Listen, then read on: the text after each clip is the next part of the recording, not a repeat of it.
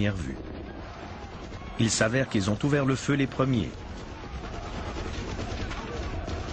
Et dans une scène d'une incommensurable infamie, on apprend soudainement que la petite fille qui nous a tant attendris, dont l'humanité et l'innocence ont fait fondre nos stéréotypes, ne vaut finalement pas mieux que les terroristes yéménites. Si bien que, quand Samuel L. Jackson nous livre la réplique clé « Il faut tuer ces enfoirés », on est d'accord.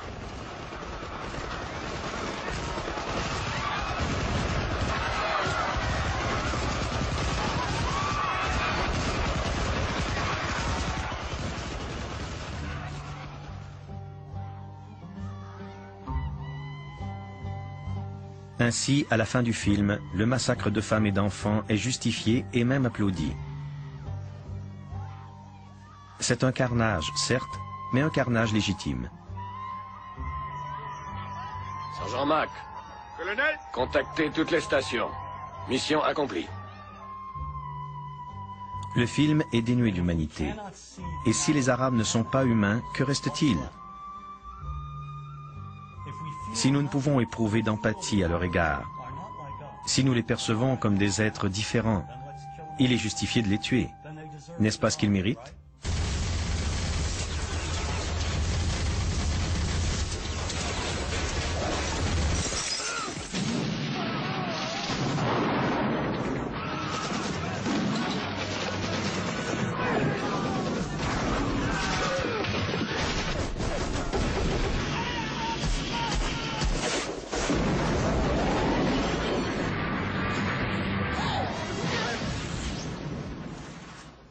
Et que pensent de nous les Arabes qui voient ces films? Car ils se louent 25 cents américains en Égypte. Quel effet produit sur ces gens des images où l'on voit des Américains tuer des Arabes? Cela rapproche-t-il les deux peuples? Ce genre de film contribue-t-il à créer un climat de paix ou à creuser davantage le fossé qui nous sépare?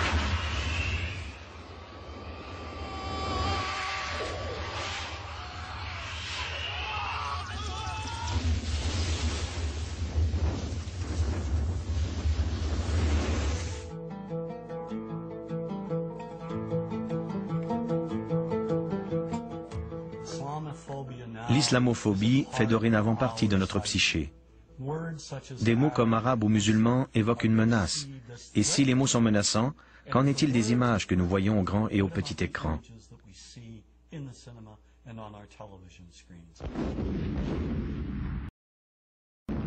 Nous sommes en guerre contre l'Irak depuis mars 2003. Mais le déclenchement de cette guerre n'a-t-il pas été grandement facilité du fait que nous diabolisons les Arabes depuis plus d'un siècle?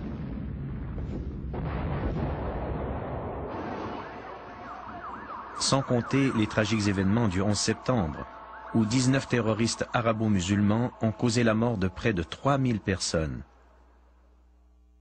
Mais au lieu de reconnaître que c'est le fait d'extrémistes marginaux, nous préférons croire que ces actes traduisent les intentions de 1,3 million de personnes.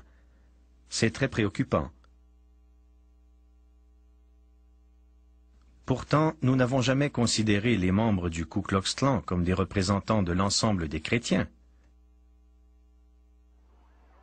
Pensons au drame d'Oklahoma City. Timothy McVeigh était un bon catholique irlandais. Quelqu'un a-t-il jamais affirmé que tous les catholiques...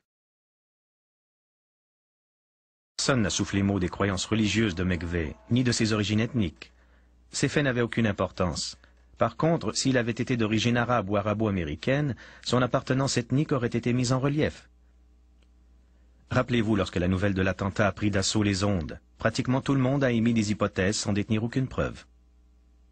The U.S. government source told CBS News that it has Middle East terrorism written all over it. The attack in Oklahoma City appears to have a familiar mark. This was done with the attempt to inflict as many casualties as possible.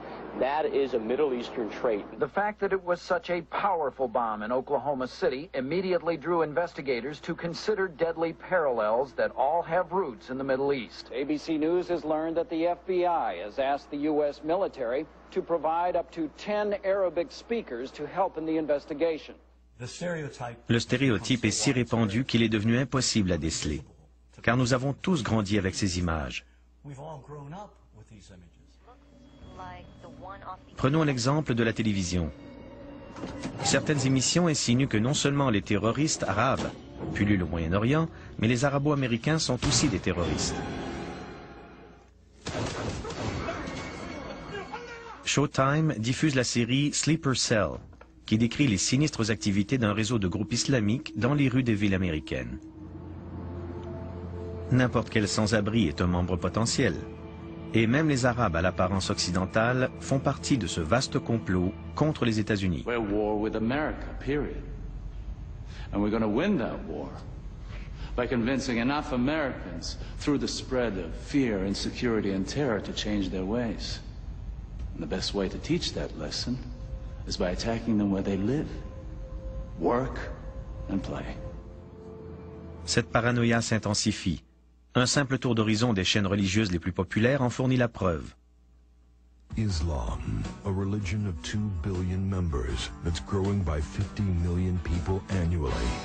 Nearly every major terrorist network in the world is led by Islamic fundamentalists. Islam is, as we have seen, a religion that teaches the violent subjugation of all non-Muslims. It promises paradise to terrorists and makes the vilest deed a thing of beauty in the eyes of Allah. Lorsque les Arabes innocents sont tués, bombardés, mutilés, blessés ou torturés dans des prisons comme celle d'Abu Ghraib, il n'y a alors rien d'étonnant à ce que nous n'éprouvions aucune compassion pour eux. Pire encore, nous minimisons la portée de ces actes. This is no different than what happens at the Skull and Bones initiation, and we're going to ruin people's lives over it, and we're going to hamper our military effort. You ever heard of emotional release? You ever heard of need to blow some steam off? Well, yeah, sort of like hazing, a fraternity prank, sort of like that kind of fun. But the point is, everybody's been saying that this came from the top. Nous nous fichons complètement d'eux. Nous avons été conditionnés à croire que ces civils innocents sont des clones d'Al-Qaïda et de Saddam Hussein, tous à mettre dans le même sac, et qu'ils ne méritent donc pas notre sympathie. C'est très inquiétant. According to the FBI, hate crimes in America targeting Muslims or people who just appear to be Middle Eastern surged in the aftermath of 9/11. Depuis le 11 septembre, les Arabo-Américains et les musulmans sont automatiquement suspects dans les aéroports.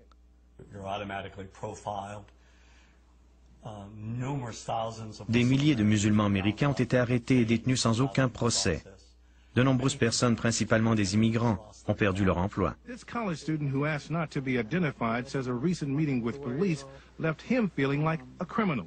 I was just very scared, anxious, nervous, and I just wanted to get it over with. He was one of several thousand men of mostly Arab descent who were interviewed. Je crois que cette vague de crimes haineux, de suspicions, d'arrestations témoigne une fois de plus du pouvoir du cinéma. En dépit de la réalité, des faits que nous savons véridiques, nous nous accrochons aux mythes qui restent profondément ancrés dans notre psyché. Il faut beaucoup de temps pour effacer les stéréotypes. Sans compter que bon nombre d'entre nous tiennent à leurs préjugés et n'ont pas le moindre désir de changer. Nous nous sommes habitués à ces images.